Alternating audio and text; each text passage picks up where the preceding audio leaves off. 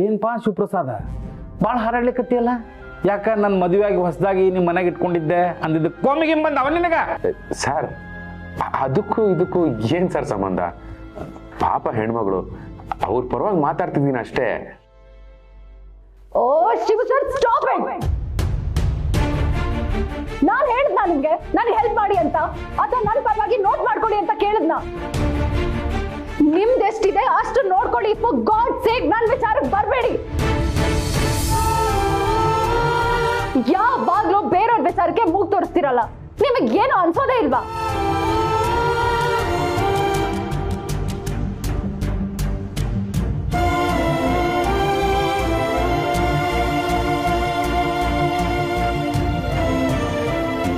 ಶಿವಪ್ರಸಾದ್, ಆಕಿ ಕೊಟ್ಟಿದ್ ಮರ್ಯಾದೆ ಸಾಕ ನಿನಗ? ಇಡೀ ಮೀಟಿಂಗ್ ಸತ್ಯನಾಶ ಮಾಡಿದಲು. ಗೆಟ್ ಔಟ್ ಐಸೆ. ಗೆಟ್ ಔಟ್ ಐಸೆ. You idiot. ಕೆಲ್ಸಕ್ಕೆ ಬರೋದು ಆಚೆ. Sorry sir.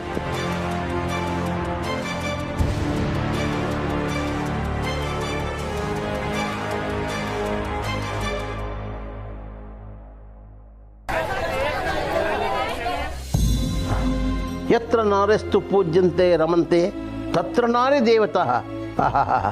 ಆ ಮನುಸ್ಮೃತಿ ಎಷ್ಟು ಚೆನ್ನಾಗಿದೆಯಮ್ಮ. ಮಾವಯ್ಯ, ಅದ್ರ ಅರ್ಥ ಏನು ಅಂತ ಹೇಳಿದ್ರೆ ನಾವು ಖುಷಿ ಪಡ್ತೀವಿ.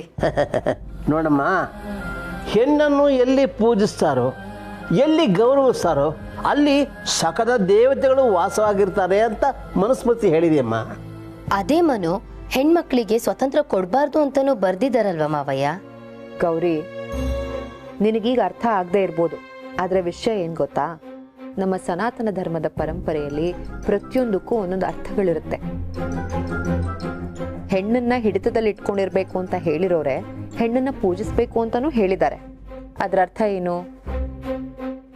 ನೋಡಮ್ಮ, ನಮ್ಮಲ್ಲಿ ಪೂಜೆಗೆ ಯೋಗ್ಯಳಾದವಳು ಇದ್ದಾಳೆ, ಹಾಗೇನೆ ಸ್ವತಂತ್ರನ ದುರುಪಯೋಗ ಪಡಿಸ್ಕೊಂಡು ಹೆಣ್ಣು ಇದ್ದಾಳೆ. ಆದರೆ ಯಾರ್ಯಾರಿಗೆ ಏನೇನು ಸಲ್ಲಬೇಕು ಅದೇ ಸಲ್ಲುತ್ತೆ ಅಂತ ಅದರ ಅರ್ಥ. ಕರೆಕ್ಟಾಗಿ ಹೇಳಿದ್ರಿ ಮಾವ.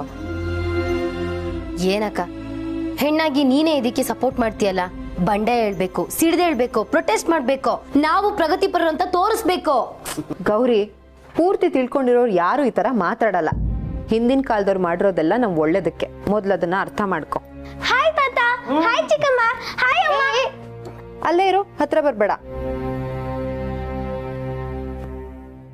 ಯಾಕಮ್ಮ ತಿಂಗಳಲ್ಲಿ 3-4 ದಿನ ಹೀಗೆ ಇರ್ತೀಯ? ಯಾರನ್ನೂ ಮುಟ್ಟಿಸ್ಕೊಳ್ಳಲ್ಲ, ಯಾರ ಜೊತೆನೂ ಕೂತ್ಕೊಳ್ಳೋದೇ ಇಲ್ಲ. ಏನಾಗಿದೆ ನಿನ್ಗೆ?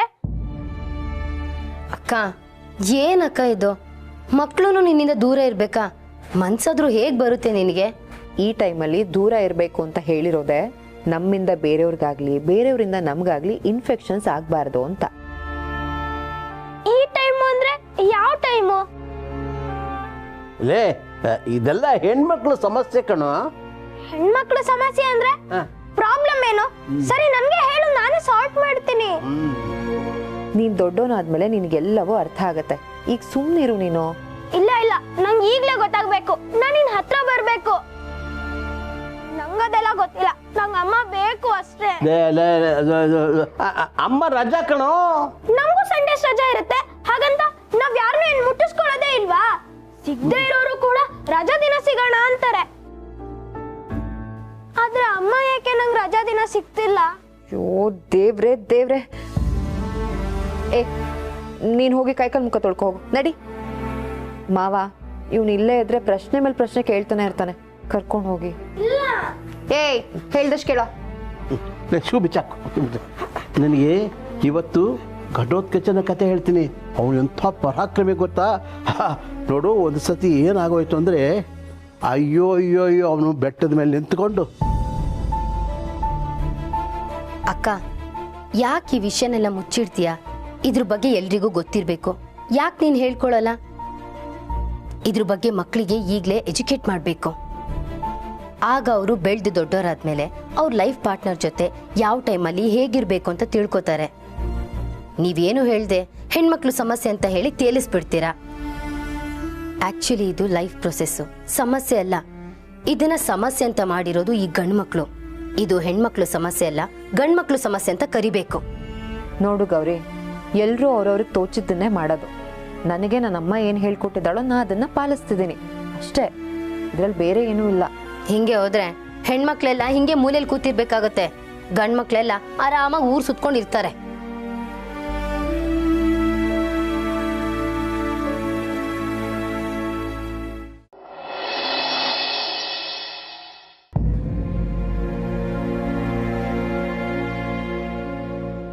ಏನಾ ಟೈಮು ಚೆನ್ನಾಗಿಲ್ಲ. ಎಲ್ಲೋ ಸ್ಮೆಲ್ ಬರ್ತಾ ಇದೆ, ಯಾರೋ ಬೇಜಾನ್ ಉರ್ಕೊಂಡಿರಂಗಿದೆ. ಹಲೋ ಬಾಸ್ಕಿ, ನೀನ್ ನನ್ನ ಬಗ್ಗೆನೇ ಹೇಳ್ತಾ ಇದೆಯಾ ಅಂತ ನನ್ಗೆ ಅರ್ಥ ಆಗ್ತಾ ಇದೆ. ಅಲ್ಲ ನಾನು ಏನ್ ತಪ್ಪು ಮಾಡ್ದೆ? ಪಾಪ ಹೆಣ್ಮಗಳು ಏನೋ ಸಮಸ್ಯೆಯಲ್ಲಿದ್ದಾರೆ, ಅವ್ರ ಪರವಾಗಿ ಮಾತಾಡ್ದೆ. ಅದಕ್ಕೆ ಮಾರ್ಗಿ ಮೇಡಮ್ ಎಲ್ಲಾರ ಮುಂದೆ ನನ್ನ ಎಷ್ಟು ಅವಮಾನ ಮಾಡ್ಬಿಟ್ರು. ಭಗವಂತ ಯಾವಾಗಲೂ ಹೇಳ್ತಾ ಇರ್ತಾನೆ, ಒಬ್ರಿಗೆ ನಾವು ಸಹಾಯ ಮಾಡಿದ್ರೆ ನಮ್ಗೆ ಒಳ್ಳೇದಾಗುತ್ತೆ ಅಂತ. ನಾನು ಮಾಡಕ್ ಹೋದೆ, ಕೂಗಿಸ್ಕೊಂಡೆ. ಇನ್ಮೇಲೆ ಯಾರಿಗೂ ಒಳ್ಳೇದ್ ಮಾಡಲ್ಲ. ಶಿವು, ಇರ್ಲಾರ್ದೆ ಇರ್ಬೇ ಬಿಟ್ಕೊಂಡು ಒಬ್ಳು ಹೆಂಗಸಿನ ಕೈಲಿ ಬಾಯಿಗೆ ಬಂದಂಗ್ ಬೈಸ್ಕೊಳ್ಳೋದು ಬೇಕಿತ್ತ? ಲೇ ಬಾಸ್ಕಿ, ಬಾಯಿಗಳು ಮುಚ್ಕೊಂಡಿರಪ್ನೆ. ಬೇರೆಯವ್ರು ಬಿದ್ರ ನಗ್ಗಳು, ಬೇರೆಯವ್ರು ಸೋತ್ರ ನಗ್ಗಳು. ನಿನ್ ಜೀವನಗಳಲ್ಲಿ ನೀನ್ ಬೆಳೆದೇ ಇಲ್ವೋ, ಸೋಲದೇ ಇಲ್ವೋ? ಬಾಸ್ಕಿ ಸರ್, ಪ್ರೇಮದ ಕಾಣಿಕೆ ಪಿಕ್ಚರ್ ಅಲ್ಲಿ ಅಣ್ಣವ್ರು ಎಷ್ಟು ಚೆನ್ನಾಗಿ ಹೇಳಿದ್ದಾರೆ, ಸಹಜವೇ ನಡೆವನು ಎಡವುವುದು ಅಂತ. ಬಿಡು ರಾಮಯ್ಯ, ಅರ್ಥ ಆಗೋರ್ಗೆ ಅರ್ಥ ಆಗುತ್ತೆ, ಆಗದೆ ಇರೋರ್ಗೆ ಅನುಭವ ಆಗುತ್ತೆ.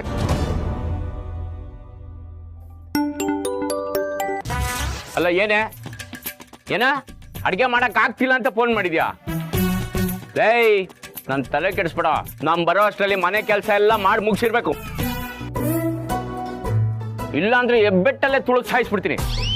ಮಡ್ಕಪ್ಪೋಣ. ರಾಮಯ್ಯ, ನನ್ನ ಹೆಂಡತಿ ನನಗೆ ಆವಾಜ್ ಹಾಕ್ದಂಗೆ ನೀನ್ ನಿನ್ ಹೆಂಡತಿಗೆ ಆವಾಜ್ ಹಾಕ್ತಿದ್ಯಾ? ಅಷ್ಟೊಂದು ಧೈರ್ಯನಾ? ಬೈದೆ ಇನ್ನೇನ್ ಮಾಡ್ಲಿ ಸರ್, ಈ ಹೆಂಗಸರು ಇದೊಂದು ಆಟ ಮಾಡ್ಕೊಂಬಿಟ್ಟವ್ರೆ.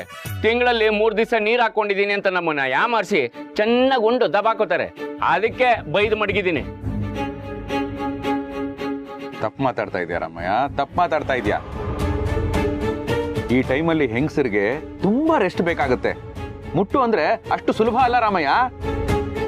ಸುಮ್ಮನೆ ಶಿವಪ್ನೆ, ನೀನೇನು ಒಳ್ಳೆ ಅಸಹ್ಯಗಳ ಮಾಡ್ಕೊಂಡು. ಏನೋ ಅಸಹ್ಯನಾ? ಏನ್ ಬಾಬು ಹಿಂಗ್ ಮಾತಾಡ್ತಾ ಇದೀಯಾ? ನಾವ್ ಎಲ್ಲಿಂದ ಬಂದಿದೀವಿ? ಈ ಜಗತ್ ಸೃಷ್ಟಿ ಆಗಿರೋದು ಎಲ್ಲಿಂದ? ನೀನ್ ಅದನ್ನ ಅಸಹ್ಯ ಅನ್ನೋದು ಒಂದೇ, ಇಡೀ ಸೃಷ್ಟಿನ ಅಸಹ್ಯ ಅನ್ನೋದು ಒಂದೇ. ಹೋಗ್ಲಿ ಬಿಡೋ, ಅದ್ರ ಬಗ್ಗೆ ಮಾತಾಡೋದಕ್ಕೂ ವಾಕರಿಕೆ ಬರುತ್ತೆ. ಆಹಾ, ಈ ಮಾತನ್ನ ನಿನ್ ಹೆಂಡತಿ ಹತ್ರನೋ ನಿನ್ ತಾಯಿ ಹತ್ರನೋ ಅಕ್ಕಂಗಿರ ಹತ್ರನೋ ಹೇಳಿದಿದ್ರೆ ಕಪಾಳಕ್ಕೆ ಬಿದ್ದಿರೋದು. ಇಲ್ಲ, ಈ ಗಂಡಸರಿಗೆ ನಮ್ ನೋವು ಅರ್ಥ ಆಗಲ್ಲ ಅಂತ ಪಾಪ ಅವ್ರಿಗವ್ರೆ ನೋವು ತಿಂದಿರೋರು. ನಿಮ್ಗೆಲ್ಲ ಕಪಾಳಕ್ಕೆ ಬಿದ್ದಿದ್ರೆ ಗೊತ್ತಾಗಿರೋದು ಆ ನೋವು ಏನು ಅಂತ. ಸರ್, ನಮ್ ದೇಶದಲ್ಲಿ ಇದ್ರ ಬಗ್ಗೆ ಯಾರು ಸರ್ ಓಪನ್ ಆಗಿ ಮಾತಾಡ್ತಾರೆ? ನೀವು ಮಾತಾಡ್ತಿದ್ದೀರಾ ಅಷ್ಟೇ. ನಮ್ ದೇಶದ ಬಗ್ಗೆ ತಿಳ್ಕೊಂಡವರು ಯಾರು ಹೀಗ್ ಮಾತಾಡಲ್ಲ ರಾಮಯ್ಯ. ಹೇಗೆ ಅರ್ಥ ಮಾಡಿಸ್ಲಿ? ಹಾ, ಅಸ್ಸಾಂ ರಾಜ್ಯದಲ್ಲಿ ಒಂದು ಮಂದಿರ ಇದೆ, ಕಾಮಾಖ್ಯ ಮಂದಿರ ಅಂತ. ನೀವೆಲ್ಲ ಮುಟ್ಟು ಅಂದ್ರೆ ಅಸಹ್ಯ ಅಂತ ಹೇಳ್ತಾ ಇದೀರ ಅಲ್ವಾ? ಅಲ್ಲಿ ಮುಟ್ಟನ್ನ ಹಬ್ಬದ ತರ ಆಚರಣೆ ಮಾಡ್ತಾರೆ. ಏನಪ್ಪನೆ ಆಚರಣೆಗಳು ಮಾಡ್ತಾರೋ? ಅದೇಂಗಪ್ಪ? ನಾನು ಎಷ್ಟು ಓದ್ಕೊಂಡಿದ್ದೀನೋ ಅಷ್ಟು ಹೇಳ್ತೀನಿ. ಪುರಾಣದ ಪ್ರಕಾರ ಸತೀದೇವಿ ಬೆಂಕಿಗೆ ಆಹುತಿಯಾದಾಗ ಶಿವ ತನ್ನ ಪತ್ನಿಯ ದೇಹವನ್ನ ಹಿಡ್ಕೊಂಡು ರೌದ್ರ ರೂಪ ತಾಳ್ತಾನೆ. ಆಗ ಮಹಾವಿಷ್ಣು ಎಲ್ಲಿ ಸೃಷ್ಟಿ ವಿನಾಶ ಆಗ್ಬಿಡುತ್ತೋ ಅಂತ ತನ್ನ ಸುದರ್ಶನ ಚಕ್ರವನ್ನ ಬಿಟ್ಟು ಸತೀದೇವಿಯ ದೇಹವನ್ನ ತುಂಡುಗಳಾಗಿ ಮಾಡ್ತಾನೆ. ಆ ತುಂಡುಗಳು ಭೂಮಿಯ ಮೇಲೆ ಬೀಳುತ್ತೆ. ಹಾಗೆ ಬಿದ್ದ ತುಂಡುಗಳೇ ಈಗ 18 ಶಕ್ತಿಪೀಠಗಳಾಗಿರೋದು. ಸತೀದೇವಿಯ ದೇಹದಿಂದ ಬಿದ್ದ ಕೂದಲು ನಮ್ಮ ಮೈಸೂರಿನ ಚಾಮುಂಡೇಶ್ವರಿ ದೇವಿಯಾಗಿ ನಮ್ಮನ್ನ ಸಲಹುತ್ತಾ ಇದ್ದಾಳೆ. ಅದನ್ನ ಕ್ರೌಂಚ ಪೀಠ ಅಂತ ಕರೀತಾರೆ. ಅದೇ ರೀತಿ ನಮ್ಮ ದೇಶದಲ್ಲಿ 18 ಶಕ್ತಿಪೀಠಗಳು ಇದೆ. ಅದರಲ್ಲಿ ಯೋನಿ ಬಿದ್ದ ಜಾಗವೇ ಕಾಮಾಖ್ಯ ಮಂದಿರ. ಅಲ್ಲಿ ಯೋನಿ ಆಕಾರದ ಒಂದು ಬಂಡೆ ಇದೆ. ಪ್ರತಿ ವರ್ಷ ಬೇಸಿಗೆಯಲ್ಲಿ ಆ ತಾಯಿ ಮುಟ್ಟಾಗ್ತಾಳೆ ಅನ್ನೋ ನಂಬಿಕೆ ಇದೆ.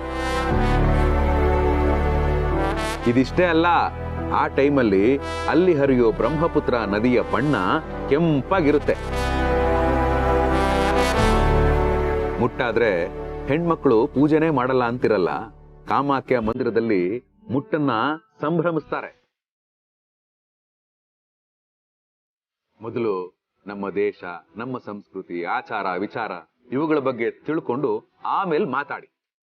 ಅದೇನೋ ನಮ್ಗೆ ಗೊತ್ತಿಲ್ಲ ಸರ್, ಯಾರು ನಮ್ಗೆ ಹೇಳ್ಕೊಟ್ಟಿಲ್ಲ ಸರ್. ನಮ್ಮ ತಾತ ನಮ್ಮ ಅಜ್ಜಿನ ಹೆಂಗ್ ನೋಡ್ಕೊಂಡ್ರು, ನಮ್ಮಪ್ಪ ನಮ್ಮಮ್ಮನ ಹೆಂಗ್ ನೋಡ್ಕೋತಾ ಇದ್ರು, ಹಂಗೆ ನಾನು ನನ್ನ ಹೆಂಡತಿನ ನೋಡ್ಕೋತಾ ಇದ್ದೀನಿ. ನನ್ನ ಮಗನೂ ಅವನ ಹೆಂಡತಿನ ಹಂಗೆ ನೋಡ್ಕೊಳಕ್ ಹೇಳ್ತೀನಿ. ಏನ್ ಮಾತಾಡ್ತಾ ಇದೀಯ ರಾಮಯ್ಯ? ಇಬ್ರು ಹೆಂಡ್ತೀರ್ ನಿನಗೆ. ಹೆಂಡತಿ ಹತ್ರ ಹೇಗ್ ಮಾತಾಡ್ಬೇಕು ಅಂತ ಗೊತ್ತಿಲ್ವಾ ನಿನಗೆ? ನಿನಗೆ ಹೇಳಿ ಏನು ಪ್ರಯೋಜನ ಇಲ್ಲ. ಬಾಬು, ಇವತ್ತು ಒಂದು ಆರ್ಟಿಕಲ್ ಓದ್ದೆ. ಮುಟ್ಟಿನ ನೋವನ್ನ ತಡ್ಕೊಳಕ್ಕಾಗದೆ ಒಂದು ಹೆಂಗಸು ಆತ್ಮಹತ್ಯೆ ಮಾಡ್ಕೊಂಡ್ಲಂತೆ. ಆ ಆರ್ಟಿಕಲ್ ಓದ್ತಾ ಇದ್ರೆ ನನಗೆ ತುಂಬಾ ಸಂಕಟ ಆಯ್ತು. ಅಲ್ಲ, ಆ ಟೈಮಲ್ಲಿ ಹೆಂಗಸರು ಅನುಭವಿಸೋ ನೋವು ಮುಂದೆ ಗಂಡಸರು ಅನುಭವಿಸೋ ನೋವು ಏನೂ ಅಲ್ಲ.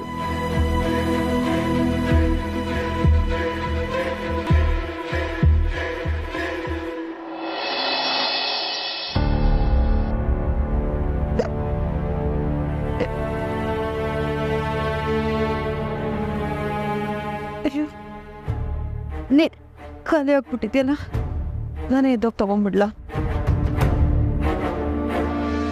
ಬೇಡ, ಮುಟ್ಟಕ್ಕೆ ಹೋಗಲ್ಲ. ಅಯ್ಯೋ ದೇವ್ರೆ, ತುಂಬಾ ಬಾಯಾರಿಕೆ ಆಗ್ತಿದ್ಯಾ. ಈ ಬೆಕ್ಕಳಕ್ಕೆ ಬೇರೆ ನಿಲ್ಬೇಕಲ್ಲ.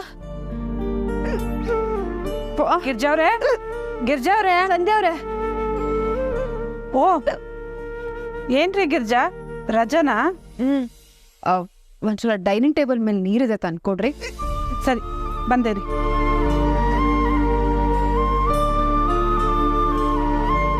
ತಗೊಳ್ರಿ.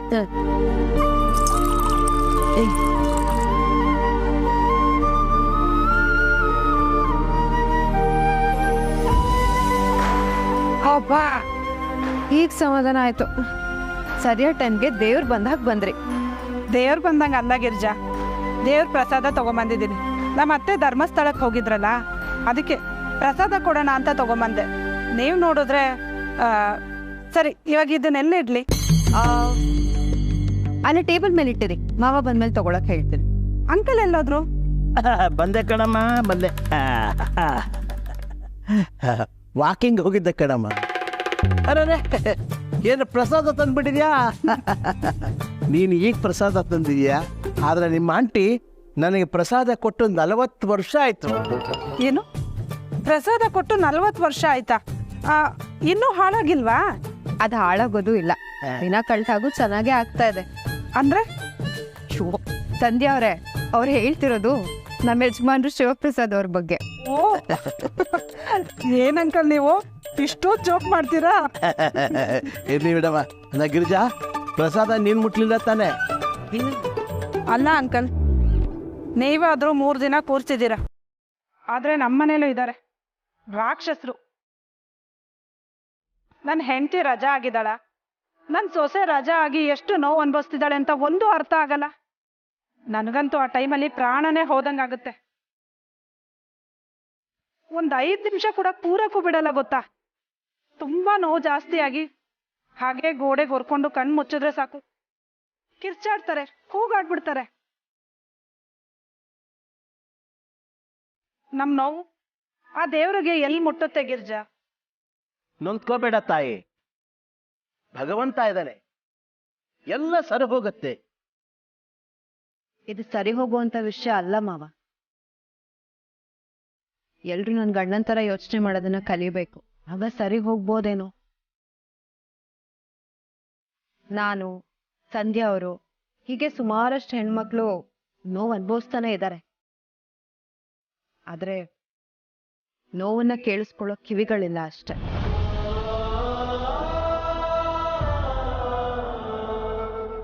ಈಗ ಓಕೆನೇನಮ್ಮ? ಸ್ವಲ್ಪ ಪರವಾಗಿಲ್ಲ ಸರ್, ಬಟ್ ಈ ಬಾಸ್ ಹೊರಗಡೆ ಹೋಗೋಕೆ ಬಿಡ್ತಾ ಇಲ್ಲ. ಏನ್ ಮಾಡ್ಬೇಕಂತನೂ ಗೊತ್ತಾಗ್ತಾ ಇಲ್ಲ. ನಾನಾದ್ರೂ ಹೊರಗೆ ಹೋಗಿ ಬರೋಣ ಅನ್ಕೊಂಡ್ರೆ ನನ್ನೂ ಬಿಡ್ತಾ ಇಲ್ಲ. ಇವ್ರು ಯಾಕೆ ಹೀಗೆ ನಿರ್ದಾಕ್ಷಿಣ್ಯವಾಗಿ ನಡ್ಕೋತಾ ಇದ್ದಾರೆ ಅಂತ ಅರ್ಥನೇ ಆಗ್ತಾ ಇಲ್ಲ. ಹೋಗ್ಲಿ ಬಿಡಿ ಸರ್, ಹೆಣ್ಣಾಗಿ ಹುಟ್ಟಿದ್ಮೇಲೆ ಇದನ್ನೆಲ್ಲ ಅನುಭವಿಸ್ಲೇಬೇಕಲ್ವಾ. ಎಷ್ಟೊಂದು ಜನ ನನ್ನ ಫ್ರೆಂಡ್ಸು ಬೇರೆ ರೀಸನ್ ಹೇಳಿದ್ರೆ ರಜಾ ಕೊಡಲ್ಲ ಅಂತ ಈ ರೀಸನ್ಸ್ ಹೇಳ್ಕೊಂಡು ರಜಾ ಹಾಕೊಳ್ತಾರೆ. ಆದರೆ ನಾನು ಈಗ ಆಲ್ರೆಡಿ ಅಮ್ಮನ ಹಾಸ್ಪಿಟಲ್ ವಿಚಾರವಾಗಿ ತುಂಬ ರಜಾ ತಗೊಂಡ್ಬಿಟ್ಟಿದ್ದೀನಿ. ಅದಕ್ಕೆ ಈ ಪರಿಸ್ಥಿತಿಯಲ್ಲೂ ಆಫೀಸಿಗೆ ಬರಲೇಬೇಕಾಗಿದೆ. ಕೆಲವರಿಗಂತೂ ಈ ಟೈಮಲ್ಲಿ ತುಂಬಾ ಹಿಂಸೆ ಆಗುತ್ತೆ ಸರ್. ಇನ್ಫ್ಯಾಕ್ಟ್ ತುಂಬ ಪೇನ್ ಆಗುತ್ತೆ. I am sorry sir. ನನ್ನ ತಂದೆ ಅಂತ ಅಂದ್ಕೊಂಡು ಇದನ್ನೆಲ್ಲ ನಿಮ್ಮ ಹತ್ರ ಶೇರ್ ಮಾಡ್ತಾ ಇದ್ದೀನಿ. ಇದನ್ನೆಲ್ಲ ನಾನು ಬೇರೆ ಯಾರ ಹತ್ರನೂ ಹೇಳ್ಕೊಳಕ್ಕಾಗಲ್ಲ. ನೀನೇನು ಮುಜುಗರ ಪಟ್ಕೋಬೇಡಮ್ಮ. ನನಗೂ ಇಬ್ಬರು ಹೆಣ್ಮಕ್ಳಿದ್ದಾರೆ. ಮುಂಚೆಯಿಂದನೂ ಇದು ಹೀಗೇನೇನಮ್ಮ? ಇಲ್ಲ ಸರ್, ಮುಂಚೆ ಎಲ್ಲ ತುಂಬ ನಾರ್ಮಲ್ ಆಗೇ ಇರ್ತಾ ಇತ್ತು. ಆಮೇಲೆ ಈ ಆಫೀಸ್ ಟೆನ್ಷನ್ಸ್, ಕಮಿಟ್ಮೆಂಟ್ಸ್, ಇದೆಲ್ಲ ಒತ್ತಡಗಳಿಂದ ಆ ಡೇಟ್ ಬರ್ತಿದೆ ಅಂದ್ರೇ ಭಯ ಶುರುವಾಗೋಗುತ್ತೆ. ಕೆಲವೊಂದ್ಸಲ ಆಫೀಸ್ಗೆ ಬರಲೇಬೇಕಾದಂಥ ಸಿಚುವೇಶನ್ಸು ಅಥವಾ ಇವೆಂಟ್ಸ್, ಫಂಕ್ಷನ್ಸ್, ಈ ಟೈಮಲ್ಲೆಲ್ಲ ಪೀರಿಯಡ್ಸ್ನ ಪೋಸ್ಟ್ಪೋನ್ ಮಾಡೋದಕ್ಕೆ ಟ್ಯಾಬ್ಲೆಟ್ ತೊಗೊಂಡ್ಬಿಟ್ಟಿದ್ದೆ. ಆ ಕೆಮಿಕಲ್ ಎಫೆಕ್ಟಿಂದ ಹಾರ್ಮೋನಲ್ ಇಂಬ್ಯಾಲೆನ್ಸ್ ಆಗಿ ಈಗ ತುಂಬಾ ಕಷ್ಟ ಆಗ್ತಿದೆ ಸರ್. ಈ ವಿಷಯದಲ್ಲಿ ನಾವೇನೂ ಮಾಡೋಕ್ಕಾಗಲ್ಲಮ್ಮ. ನೀನೇ ಸ್ಟ್ರಾಂಗ್ ಆಗಬೇಕು. ಆದರೆ ನಿನ್ನೆ ಸಿಟ್ಟನ್ನ ಶಿವ ಮೇಲೆ ತೋರಿಸಿದ್ದು ನಂಗೆ ಯಾಕೋ ಸರಿ ಕಾಣಲಿಲ್ಲಮ್ಮ. ಪಾಪ ಶಿವ್.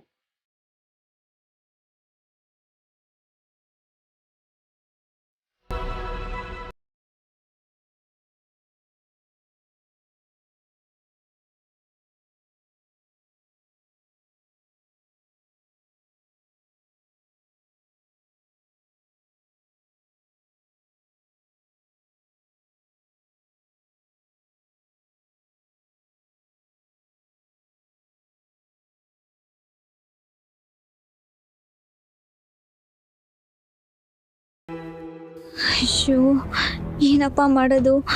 ಮನೆ ಬೇರೆ ತುಂಬ ದೂರ ಇದೆ. ಕಾಲ್ ಮಾಡೋಣ ಅಂದರೆ ಮೊಬೈಲು ಇಲ್ಲ.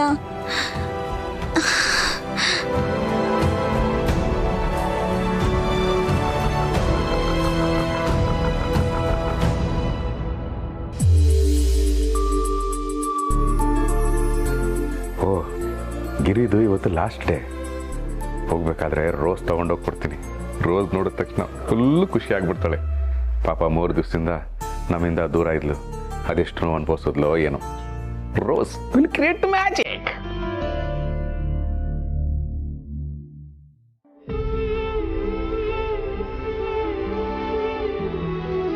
ಭಗವಂತ, ಯಾಕೆ ಹೀಗೆಲ್ಲ ಮಾಡ್ತಿದ್ಯಾ?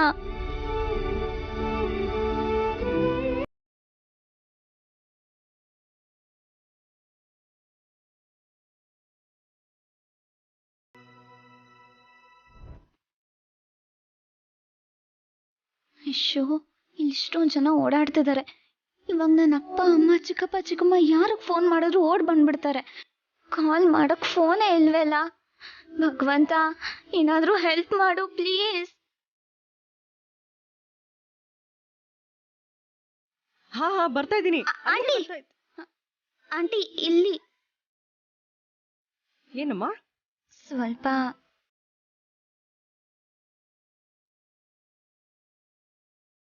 ಅದಕ್ಕೆ ಫೋನ್ ಕೊಡ್ತೀರಾ? ಹೌದಾ? ಎಂಥ ಪರಿಸ್ಥಿತಿಲಿದೆಯಮ್ಮ? ನನ್ನ ಗಂಡಂಗೆ ಬೇರೆ ಹುಷಾರಿಲ್ಲ. ಹಾಸ್ಪಿಟ್ಲಿಗೆ ಅಡ್ಮಿಟ್ ಮಾಡಿದ್ದಾರೆ. ಸ್ವಲ್ಪ ಬೇಗ ಮಾಡಿಕೊಟ್ಬಿಟ್ಟ.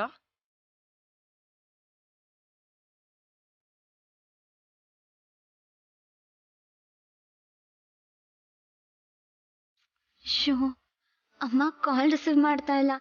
ಅಪ್ಪಂಗೆ ಮಾಡ್ಕೊಡ್ತೀನಿ. ಅಯ್ಯೋ, ನಾನು ಈ ಪರಿಸ್ಥಿತಿಲಿ ಇರಲಿಲ್ಲ ಅಂತಿದ್ರೆ ನಾನೇ ನಿನ್ನ ಕರ್ಕೊಂಡೋಗಿ ಆಟೋದಲ್ಲಿ ಮನೆಗೆ ಬಿಡ್ತಿದ್ದೆ ಕಂದ. ಸ್ವಲ್ಪ ಬೇಗ ಮಾಡ್ಕೊಡಪ್ಪ.